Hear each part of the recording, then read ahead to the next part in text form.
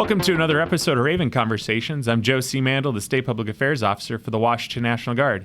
And today I'm joined by Lieutenant Colonel Peter Lukevich, who is the Chief of Staff for the Washington State Guard. So the structure of the Washington Military Department, you have the National Guard, Emergency Management, who we've already talked with, the Youth Academy. We had Chris Acuna come talk at Youth Academy. And now we're going to talk to the Washington State Guard, which is another part of the military department.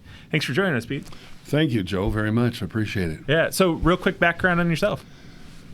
Well, professionally, I'm an attorney. I've been in practice for well over 35 years. But I came to the Washington State Guard as a result of my career service in the National Guard. I was in the Army National Guard, retired, and had served as through the normal chain of command as a company level officer, and eventually to the battalion and brigade level. I spent some time at state headquarters as the first family support officer in the Washington Military Department, and then ultimately finished my career in the 81st Brigade. So I learned of the Washington State Guard during that period of time. It was a term that I was familiar with, but I decided to retire, completed my service, and went back to civilian life. No more 1 weekend a month and 2 weeks during the summer, but that changed when a pandemic occurred. Yeah. So real quick before I ask you about the State Guard, how did you find out about the National Guard? I was a Navy. I originally started my military career in the United States Navy, and I was a reservist that was on a 2-year active duty tour in the Navy. And when I got out, I had to spend 4 years in the reserves.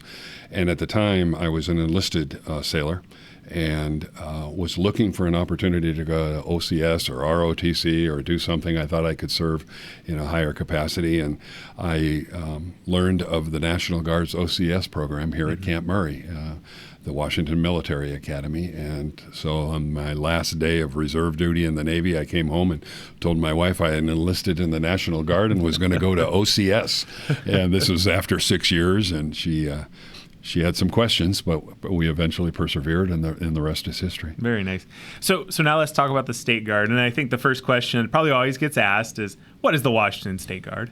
Well, your introduction talked about the various aspects of the military department. Let me just dig down a little deeper. The Revised Code of Washington, in the RCWs in Title 38, describes the militia of the state of Washington as the organized militia of the state of Washington. And the organized militia consists of 3 components: the Army National Guard, the Air National Guard, and the Washington State Guard.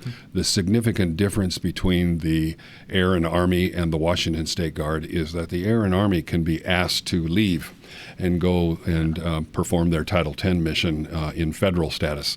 The Washington State Guard is a stay-at-home force, and they're specifically only able to serve in the state, and they answer to the call of the governor in times of emergencies, or in the event that the National Guard, both Air and Army, were to vacate for whatever federal mission that they needed to support, then we would step in and take over that role. So you could find us doing a variety of things if they were gone. Yeah. So I know in years past, I've worked with state guardsmen on wildfires, definitely the COVID response. Yes. What are some other things you guys are doing in the State Guard? We provide communication support. When there's a need to operate a command center, we can do that. We can participate in various emergency operations center operations. We can handle the 24-hour routine and be at the appropriate location to answer phones, coordinate requests.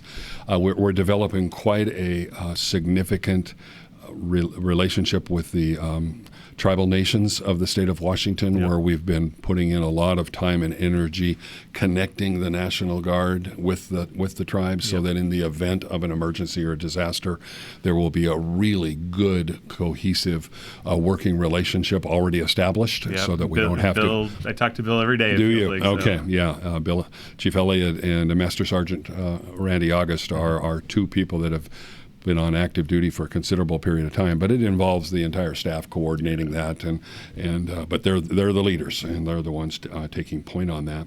We also are able to provide garrison support here at Camp Murray in the event that there was a mobilization of the National Guard. We would step in, and we train for these missions, and so we prepare ourselves in the event that should occur. We're a cadre size unit that could grow if needed, depending upon the needs of the service and the mission. We currently continuously have about 65 people that are drilling on a regular basis, which is one weekend a month, and then we do an active duty time during the summer. So the uniqueness of the State Guard, when we look across the country, even not every state has a State Guard. That's true. And they're titled different things. Ours is the State Guard. They're the Defense Force. Yes. They're the Governor's Force. Pick a name. It's the State Guard essentially. Right. It's that kind of back to that militia of the state to help out at times of need. And you mentioned your background as a lawyer. And I think a lot of that, Russ McCree, I think of him as well, another state guardsman. His background is cyber. Yes. How does that background help as being a state guardsman? I could have gone on with additional things that we do, but one of our missions is cybersecurity. We have some highly trained individuals in the Washington State Guard, and in all sorts of different professions, but that is one. And so having that background allows us to plug experts into service that can immediately assist the state and provide support in maybe areas where there's less of it within the National Guard, or, as I said, we can definitely be a supportive role, and we can add to the force multiplier, thus making it even more effective. One of the missions that we do every year excuse me, with the Washington State Guard is we support the Secretary of State's election process to protect the security of our elections here in the state of Washington. We regularly mobilize, and we're even participating in an exercise next month with the Secretary of State's office to prepare for the upcoming November election cycle. Nice. Yeah. So another question I think a lot of people probably ask is, why not join the National Guard, right? I mean, if you're already doing it, why not go to the National Guard? Because State Guardsmen, it's a volunteer thing. It's a non-paid status on drill weekends unless mobilized. That's right. So why the State Guard over the National Guard? Well, at some point in time, if you've served, your career comes to a retirement end. So that's one reason. But you still feel like you've got something left to give. In my case, that's exactly what happened during the pandemic. I knew some people that were serving. I knew some state guardsmen that were involved. I was familiar with their mission. And so to me, it was a natural transition to see if there was something I could do and offer my service. So that worked for me. For others, there might be a qualifying factor for the National Guard. Maybe your hearing isn't exactly whatever the standard must be for the particular National Guard recruiting process. Whatever the reason is that you can't meet the National Guard standards, we have a much different approach to our recruiting and retention effort. We're not held to the same standards, and therefore that might be another reason why you'd want to participate. The other one is maybe your circumstances don't permit you to raise your hand and make a solemn oath to support the National Guard's federal mission, which might take you away from family or profession, and you just can't raise your hand and do that on that day that they ask you to, because that's part of the agreement when you enter the National Guard, is that you could be whisked away to whatever theater. And so I think those are probably some of the reasons. The other ones we hear about is that some of our focuses with communication and with emergency management, which is a highly important aspect of what we do, are of interest to people. They don't necessarily want to be the typical or classic soldier. They're not looking for that fighting vehicle experience. They're looking to use their own talents and see if maybe that would work into something that they could do with the State Guard. Yeah. So probably for, not for you, but for probably some of your younger folks, how have they found working in the State Guard has helped in their new civilian careers as they're kind of coming up? I can, for absolute fact, attest to how becoming a state guardsman and being able to share that with your employer or with your community organizations that you're members of can lead to additional job duties and responsibilities, which can lead to additional pay and allowances, your compensation for your civilian job, promotions. I'm called upon in my capacity as Chief of Staff to write letters of recommendation for additional schooling and things. I think it demonstrates leadership. It demonstrates commitment to public service, and employers are looking for that. As it relates to community organizations or non-government organizations, it's wonderful that our state guardsmen are participating in immigration and naturalization ceremonies. Yeah, and, they do the flag detail. We do, and we're called upon to do that. We just supported the International Brotherhood of Electrical Workers at their annual or their regional conference on the West Coast here with color guard duties that we provide. We attend Veterans Days ceremonies at cemeteries and raise the flag. We work with Boy Scouts or Girl Scout organizations and teach various drill and ceremony and that kind of thing. So it puts the National Guard and the State Guard out in the community, and it provides that sense of reward for public service that our guys find important.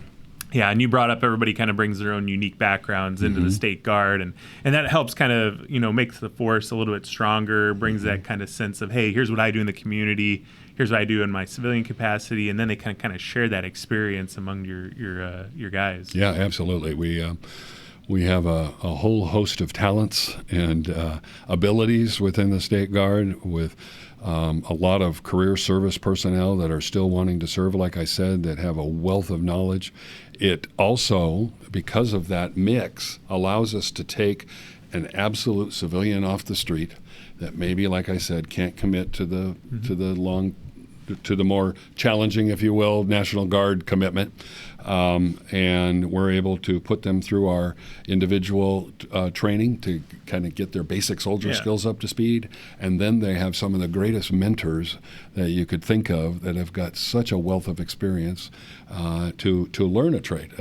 We have people that never have, including myself. I didn't have my ham radio operator's technician license 3 years ago, or and now you got it. And now I do, because I've been introduced to somebody like Chief Warrant Officer Gu, who is just this incredible talent and has nearly 40 years of service, combined military service, and so you can develop some additional skills. And we're launching our drone program. You may have heard something about that. We're going to be flying the small UAS type of drones in support of the National Guard as ordered by the governor.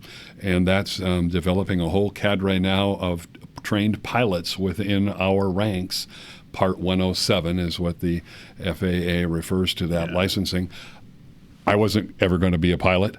I was an armor officer and an infantry officer when I was in the National Guard. I thought I wanted to fly helicopters, but they didn't think so at the time. There wasn't a need.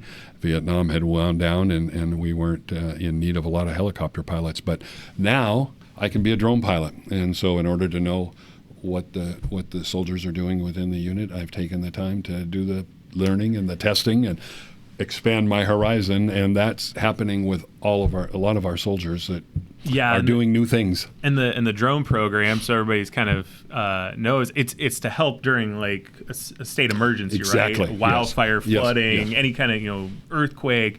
It's an ability to get an unmanned aerial system in the air to kind of help survey the damage. So it's exactly. It's it gives the incident commanders an opportunity to look over the horizon without the need of an aircraft as such, smaller aircraft, and be able to do that instantly, and also be able to ultimately produce a video that can be sent back using some technology to the Joint Operations Center, so that even higher level commanders can make decisions on resources and assets necessary to support the mission. So it's going to be a really great additional tool for us to be able to support, and our state guardsmen are excited as heck. We're in a 1-year train-up program as soon as the drones arrive, and that should be very shortly. So. Nice. So I think the big question is, how does somebody sitting at home who's interested in service, can't join the National Guard, or is already well out of their, they've finished their National Guard or active duty commitment, and they're like, hey, I still want to serve. How do they find out about the State Guard, and how do they join? Well, I think the best thing to do would be to go directly to the Washington Military Department website. That's where I would direct anyone that has an interest. And if you scroll all the way over to the right, you'll see State Guard. And once you get there are a number of drop-down menus, including a link to our Chief Recruiting Officer, Captain George Wheeler. You'll find his link there. You're able to communicate with him by email. We are looking for candidates that still want to provide public service. We do train on a regular basis, but we are flexible enough to where if you can't make it to a particular drill weekend, we can work around that. The important thing is to get through the process and to start that process, go to the Washington Military Department website and look for the State Guard. And I'd love to meet you personally, and Captain Wheeler will take good care of you. Yeah. So we can definitely put the link in the notes. We can definitely add your contact info as well, Peter, Please. into the notes. If you like the video, give it a like. Make sure to subscribe to the channel for more of these kind of videos about what kind of makes the military department unique. And if you got any comments or questions, just shoot them in the comments section. Hey, Peter, thanks for joining us. Thank you very much, Joe. And as we say in the Washington State Guard, pro civitas et patria, for state and country. Perfect.